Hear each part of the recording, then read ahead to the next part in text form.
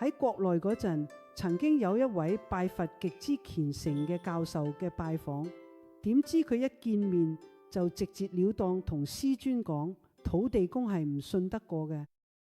師尊聽完之後微笑咁反問：點解會咁講呢？教授解釋話，土地公廟周圍都係田邊地頭、街頭巷尾，甚至係鋪頭門口都可以見到佢哋嘅蹤影。有啲廟宇規模好大，莊嚴肅穆；有啲就簡陋到不得了，只係幾塊磚頭加少少水泥，隨便搭成。天下間邊度會有咁多土地公啊？更何況佢哋所住的地方，俾人住嘅仲要破舊寒酸，又點樣叫人信服呢？佢嘅話雖然都有幾分道理，但係就唔夠全面。師尊答話：靈嘅世界入邊千奇百怪，唔係凡人可以完全理解得到嘅。土地公廟有啲好簡陋，固然係唔好，但係世間亦有人拜石頭、拜樹木，呢樣又點解釋呢？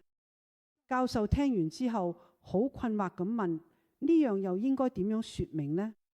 師尊進一步開示，靈界有一種極之微妙嘅現象，就係人哋感召而令到靈降臨。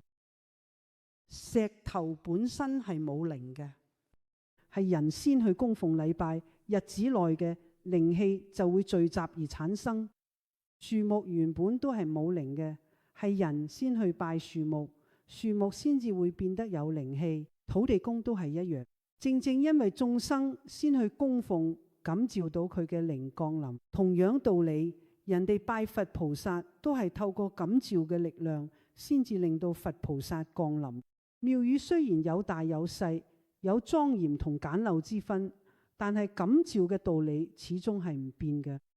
一個人如果完全唔信神靈，靈界自然就唔會主動親近。相反，如果一個人對靈界深信不疑，佢嘅感應就會更加明顯，因為靈會因為感召而靠近。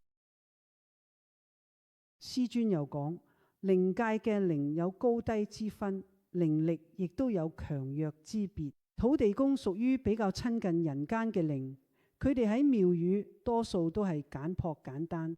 至於石頭、樹木、山川、廟架嘅精靈，亦都多數屬於低靈。不過低靈未必會害人，當中好多靈反而會幫助人，好似土地公就係一種助人嘅靈。